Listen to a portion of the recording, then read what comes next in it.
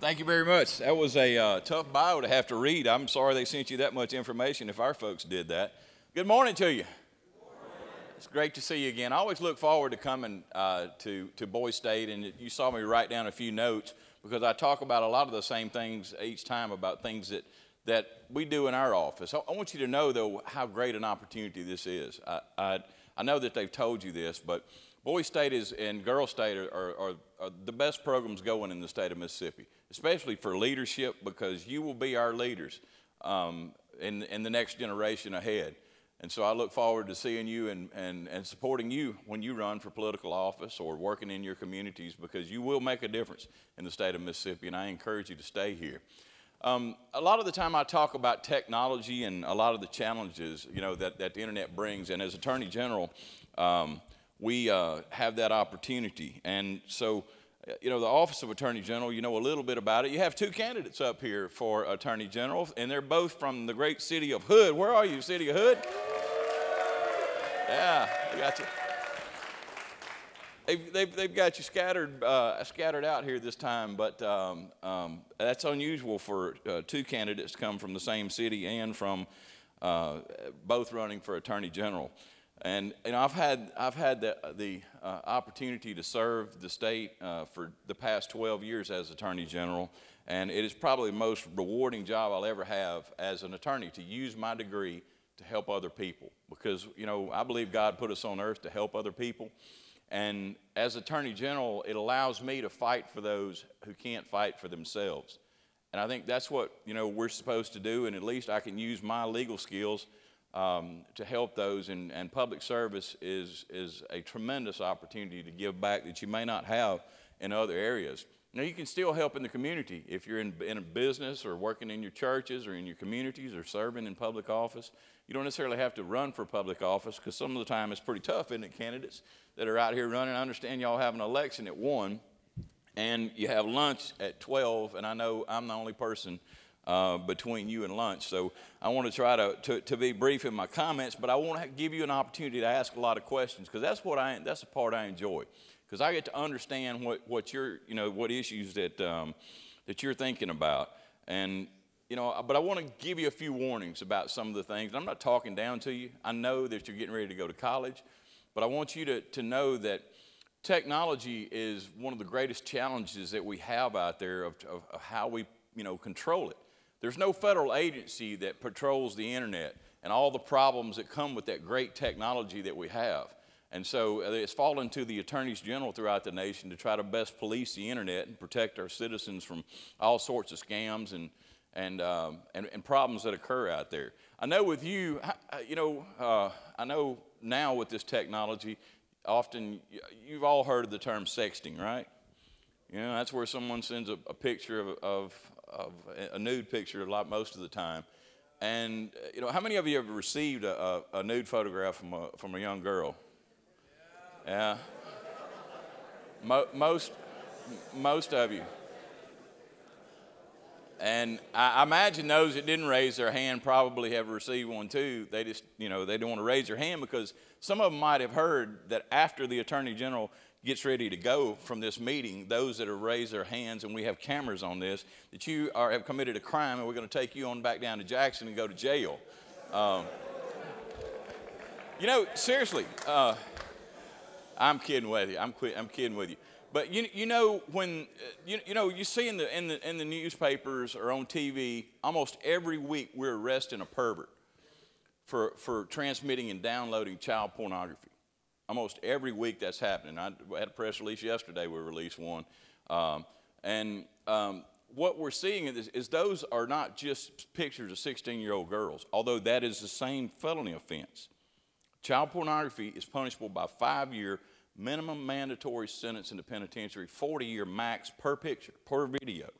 So if you receive that, it's the same felony you could be prosecuted under as we prosecute the perverts. Now, the perverts, what we're seeing them download is not pictures of 16-year-old girls. It's like videos of a child from the age of 3 to 11, prepubescent stage. I mean, we're talking about warped people that view these kind of videos and things. But it's still the same crime for that young girl to send you that picture. And it's still that same felony crime for you to transmit it to your buddies, which I know many of you do. And so that's a felony. But you can't, the state can't prosecute our way out of this. We have to educate young men and young women and parents to educate their own children, because those parents don't know what all you're doing with your cell phones and use of the internet and those kind of things. So it's going to be up to your generation as to how you handle this situation with young girls making pictures and sending them to you. You know, do you discourage them from doing that? And the answer, I know in your mind you want to say no, because I want to see it. But the truth is morally and legally, you have a duty to delete it and then discourage them from sending it to you, because that's the law. And there again, it's the same law we prosecute perverts on every day. And there again, it's 5-year minimum mandatory sentence, 40 years maximum in the penitentiary. So we have to educate and try to encourage you as to how you handle this new technology, because there again, your generation is the first one to ever have to handle this. Mine we didn't have to deal with it. I'd have been in the same boat as you. You know, I wouldn't have known what to do necessarily when I received those kind of pictures, or had that technology been available when I was in high school I graduated in 1980. You know, there's another issue out there that we're seeing frequently, is where people are spoofing Facebook pages, where you set up a Facebook page as if you're somebody else, and you start sending messages that are inappropriate to someone else. Some of you heard of that? Yeah. So, you know, that's another problem that you're going to have to police for yourself. I mean, you're going to have to discourage your buddies who are out there doing those kind of things.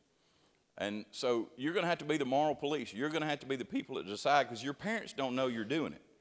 And us cops, when we get a call from a father who is irate because his daughter has been receiving these kind of messages, then we start looking for internet protocol addresses and we track it back to you. And that we can do. And you know, how many of you heard of Yik Yak? Yeah. You know, they claim, you know, that it's untraceable. Well, that's not true. We do it. We've had to do it right here on Mississippi State University campus because of some abuse of some young girls by using Yik Yak. You know, that's the one within the 5-mile zone. You know, you're supposed to be able to not be tracked. You know, and what's the where you take a picture, Snapchat is supposed to disappear in 10 seconds. Well, that's not true either. You can do a screen capture on it. There are other ways that you can capture that. We try to tell that to young girls so they don't send those pictures. You know, the problem is you know, your parents didn't know really to coach you. Your schools tried to do some education effort on what the dangers are out there, but the problem is it's up to you. You're out there like on your own, and so you have to decide what's fair and what's not. I mean, we adults hadn't handled that technology real well. I mean, you know, one of our heroes, Brett Favre, had some trouble with making some pictures or something and sending something like that. So, you know, it's not just you young people that are in danger of having problems with these issues, but you know, you have to be careful about what you hear about this technology and whether or not it is, you know, your personal information is protected. You know, there's going to be like a war, literally a war between businesses and government and hackers in the future. The next 10 years, we're going to see a lot more hacking occur in our systems, and there's going to be a whole new industry creep up on data breach, where they break in and find out your Social Security numbers, your credit card numbers, your personal information, that they can create an identity and go get a credit card and then ruin your credit. There's going to be a huge battle, and government's going to have to work closely with businesses to make sure they're taking the steps. Places like Home Depot, you know, they had that data breach, and you know, if you had a credit card with Home Depot, which I don't think many of you have, but if you've charged and done business there, like at Target and different places, they're able to get into your information. And you know, these companies are offering in maybe 1 year where you can monitor your credit. They don't use it until 3 years. You know, these hackers may be in Romania, they're overseas, a lot of them, but they don't sell your information for several years, so you've dropped your guard.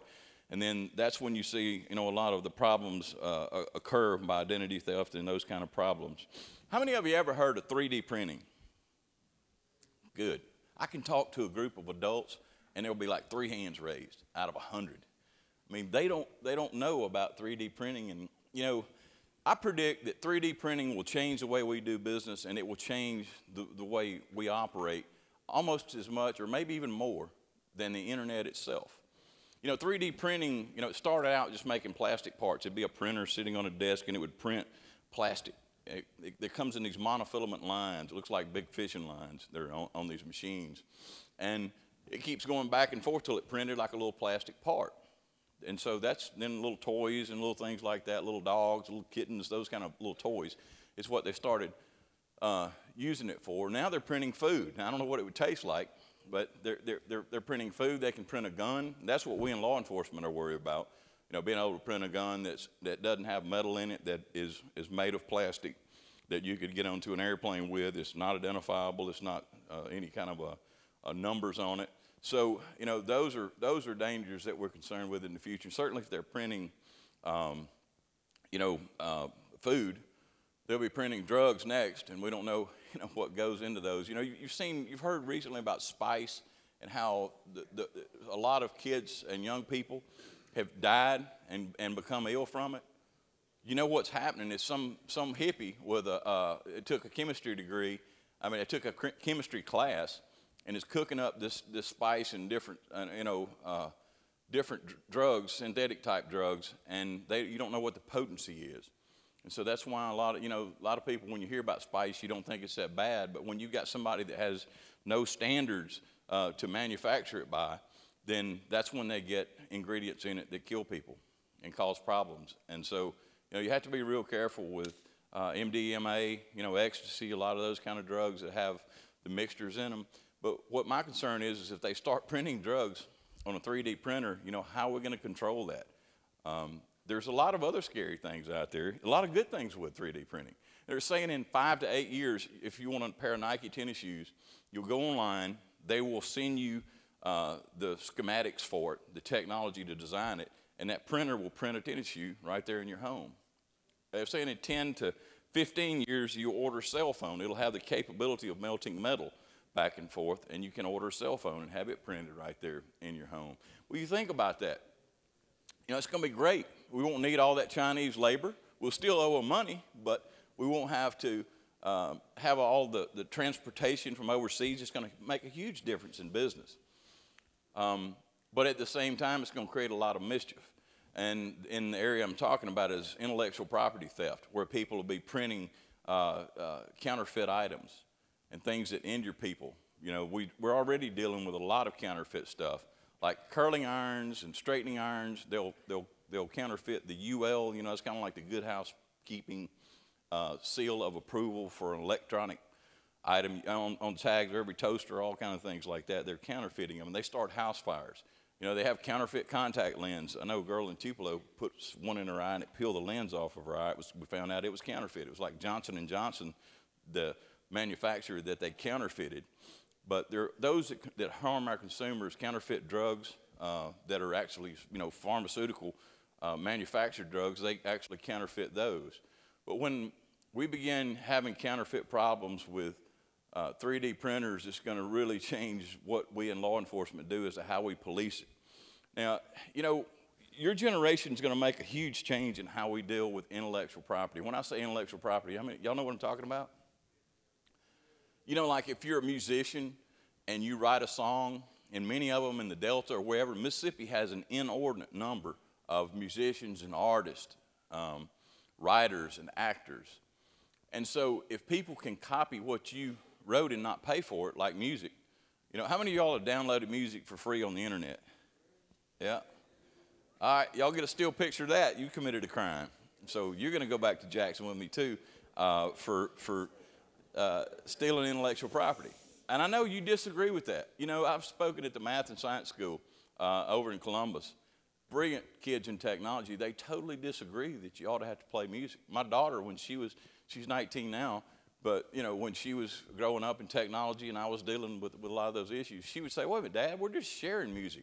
We're not selling it, so how can that be a crime? Well, it is, because somebody wrote that and they don't get paid a dime, particularly if they don't sing the song, which that happens a lot of the time. And so they don't get paid a dime, and so why should they create something? Why should they work and give their blood, sweat, and tears to create something, or a painting or music or a book, if somebody can just copy it for free? So in the future, your generation is going to decide whether we keep those intellectual property laws in place. whether or not we continue to protect that and encourage that, because in the United States, we're not manufacturing a whole lot. You know, the one thing that has kept us at the fore in our short history of 200 plus years is our intellect, our inventions. You know, back Eli Whitney, the cotton gin, Ford, Bell, all the different technological advances, Microsoft even today. You see all this technology and how we in the United States export technology. And if we're not able to keep China, you know, from copying our technology and counterfeiting our items, then, you know, we may go the way of Rome. You know, you wonder, you know, you've heard people say, what happened to Rome? You know, you've read about the Roman Empire. It just disappeared one day.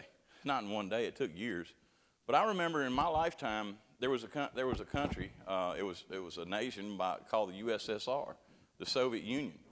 You know, it doesn't exist anymore. It was the second most powerful country in the world. They were the threat to the United States, and it collapsed. And there's still Russia, and it's still a threat.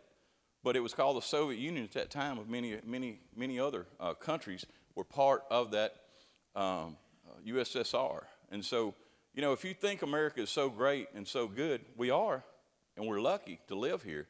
But at the same time, if we don't, you know, protect what is important to us, what we export, then, you know, we could very well go out in history as, you know, our country could be on the decline. Now, there's people, you know, that say that our country is on the decline. I look at people like you. When I get to come down here, it rejuvenates me to see young people who know about government. You understand, you're interested in it. You're interested in politics. But, you know, you're a small group in comparison, although it's almost, 400 and something of you. And that's a larger group than normally that we have. And I'm proud of all the work of all the leaders that get you to come to this event. But, you know, it encourages me to see those of you who are really interested in politics and government and how things work. And so it's your job to encourage others to stay involved in working in government and politics. And that sort of leads me to another issue that I've really enjoyed serving as Attorney General. And, you know, that is the area of domestic violence. You know, in Mississippi, about 6 years ago, Mississippi was the 5th worst state in the nation of incidents of domestic homicide, usually of a husband killing his wife or a boyfriend killing his girlfriend. And, you know, we're a state that believes in chivalry, you know, of protecting women and treating them as they should be. And so we started looking into what we could do to change that. And we started doing some things in some pilot programs in schools by teaching young people. We figured out young people actually knew about domestic violence because they've seen it in their homes. And the problem with domestic violence is, you know, it's not like that you have a gene that says that you're going to beat your wife. It's learned behavior. If a boy sees his father do that to his mother, then the odds are very high, like 85%, that he will do the same thing. The good thing about it, since you don't have a gene or a mental illness, that if it's learned behavior, you can change that behavior. And so what we did is we worked with the legislature, judges, law enforcement, did all kind of training of law enforcement officers, how to handle these situations, to take them seriously. We increased the penalties on stalking and choking and other forms of how men show their control over women. We made a lot of legal changes. But probably the most important thing that I've seen us do thus far is that they have developed it's usually the husband. Some of the time it's the wife. But the person who's charged with the crime, requiring them to go to counseling. And a lot of times counseling doesn't work. I mean, you know, it doesn't, you can get a few people off of, you know, marijuana, some off of cocaine, some off of crack. Meth is very difficult to get them off of. Perverts, you can't really counsel them back. You just have to manage them. But those type mental issues. But what we found is if we do a specific area of training in the area of domestic violence, not just anger management, which Lord knows a lot of us need, but it's specific to domestic violence, that we found that there's about a 1% recidivism rate for those perpetrators who have actually had to go through that, like about a 6-month program, once a week for an hour or two a night. And Those programs have been very effective in Mississippi. And so all the things that we've done, we went from 6th worst in the nation to about 22nd. And it varies from year to year because we may not only have 80, and a five incident variation will cause us to go up and down in that middle of the pack area. But it's one area in which, government has done things to help people, and it didn't cost us anything. We got a federal grant from the Department of Justice. We had a program set up in our office and hired some people to oversee it. And, it's had a tremendous effect. And now in Mississippi, we have that program funded just as we do our cybercrime unit by tickets. So if you get a speeding ticket, at least you can say, well, hey, I contributed to the domestic violence unit in the AG's office $1 and then $2 over to the cybercrime unit. So you're actually funding. There are good things that come from those parts of a speeding ticket that you don't want to have, but at least the money's going to a good cause. Last thing I want to talk to you about before I open it up for questions is about public service. And I kind of began that. I know many of you are like me. When I was your age and I was in college, I was planning on going to Ole Miss and getting a degree and getting in the oil business and making $1 million and having a Ferrari before I was 40. Well, I got a 1994 GMC I'm driving now, and I'm 53 years old. So that didn't happen, And with me, I'd never intended to be a lawyer, much less a prosecutor.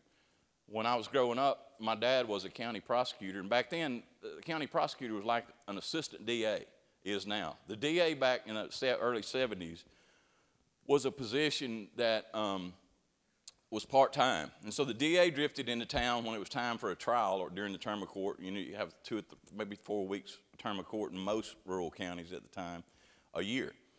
And so the county attorney was the assistant DA, and so we had a sheriff that was in Chickasaw County that was supposedly on the take, and we had gambling, we had sale of alcohol, drugs, marijuana, LSD was coming into being in the early 70s.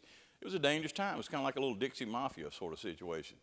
And what we had to encounter as a child of a prosecutor was that most of them were misdemeanors. Bootlegging, those kind of things were misdemeanors, so my father had to prosecute them. We elected a new sheriff who cleaned up our county. He's one of my heroes. He came in and enforced the law and did it right and cleaned up our county, but as a result of what he did and what my dad was doing prosecuting, we had a lot of threats at night. Bomb threats. We had to leave our house several nights, and our home burned in 1973. And we never knew really the cause of it, whether it was, water heater or something. But the local thugs took credit. They claimed that they burned it down. So having lived through that as a young person, the last thing I wanted to do was be in law enforcement or be much less, be a prosecutor or even a lawyer. So I had a totally different career track planned for myself. I was going to go out and make money and, have horses and a farm and all that kind of stuff. But I'm telling you all this to make a point with you. You never know in life where the good Lord's going to open doors and close them. So you may plan on running for office, and then you may not end up doing it. Or you may be like me to never plan on running for office, and then you wind up doing it. So at some point, after I got out of undergrad, I decided to go back to law school. Oil business wasn't doing as good as I had hoped.